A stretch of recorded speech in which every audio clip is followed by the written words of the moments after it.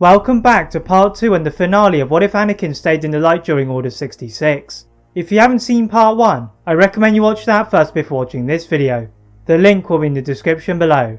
Anakin stormed out of the ward, leaving Luke and Leia in the hands of Padme and the medical droids.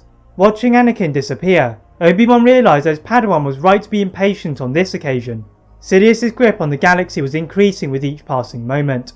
Heading out into the darkness with Yoda and Ahsoka, the two Jedi Masters pursue Anakin, leaving Ahsoka with the more difficult task of gathering some support against the Sith Lord.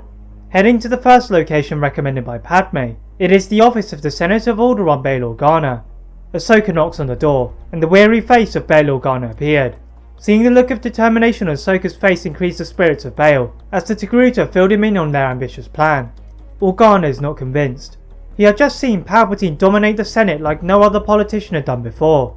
The reign of terror was working. Nonetheless, he owed it to his planet to defy the inevitable galaxy of tyranny.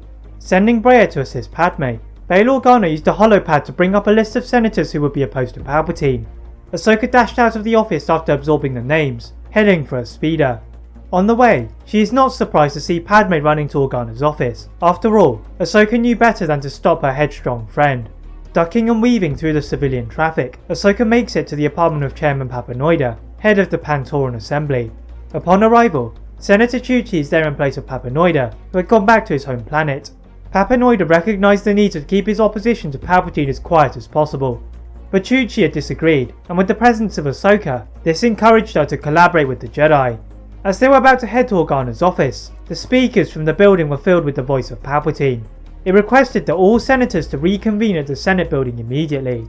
Ahsoka had a bad feeling that Sidious had sensed the plans of the Jedi. She just hoped that Bail had assembled the senators fast enough. Putting the hood of her cloak over her head, Ahsoka trailed the gathering of senators and headed to the rooftop. Finding an open space to peer through, the only voice which could be heard was that of Palpatine, standing amidst a sea of scattered Senate pods, yet again condemning the Jedi and declaring there to be traitors within these walls. With that, Ahsoka shielded her eyes, watching as Palpatine unleashed a storm of Force energy, shaking the building and causing the senators to head for the exits. Amidst the chaos, Ahsoka sees the Jedi heading in, but Palpatine had already escaped. Jumping inside, the Jedi have to reformulate their initial plan of attack. This move by Palpatine was unexpected.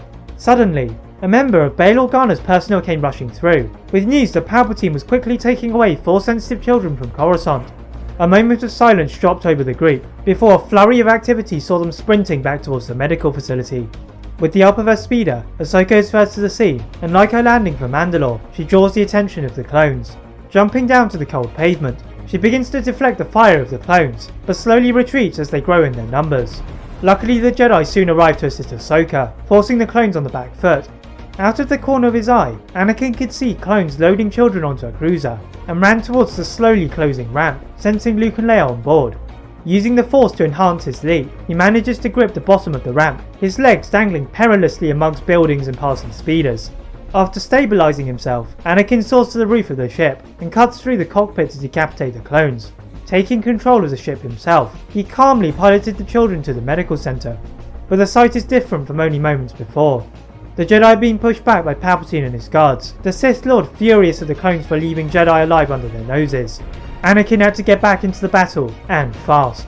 Dropping his ship close by, he uses the Force to pull the struggling Ahsoka away from the battle, and commands her to pilot the ship to the apartment of the Organas. A grateful Ahsoka follows her master's command, letting Anakin face his destiny. Throwing the bodies of several guards towards the Sith Lord, the attention of the combatants is drawn to the new warrior.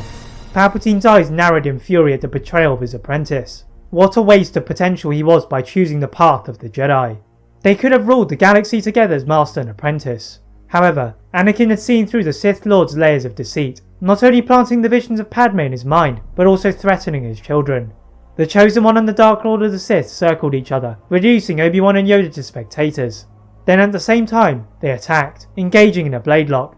Unbeknownst to the duelists, the debris around them swelled upwards, such was the energy being exuded, leaving them in a vacuum. Palpatine's already creased face crumpled some more, as Anakin harnessed his power, before a burst of Force energy brought the battle to a standstill. Obi-Wan and Yoda get up from the floor, the noise of Yoda's cane rhythmically tapping the floor the only sound that could be heard. Palpatine was most certainly dead, remnants of his body dispersed throughout the area. Checking the health of Anakin, there was a pulse, but barely. Placing him in the facility's back tank, everyone was gathered around him, awaiting a response. The galaxy would need Anakin Skywalker. That is it for What If Anakin Stayed in the Light During Order 66. If you enjoyed this, please like this video, and if you're new to this channel and my other channel, subscribe for more tips. And as always, leave a comment on what tip you'd like to see next, and how I can improve my videos. Thank you very much for watching, and see you next time.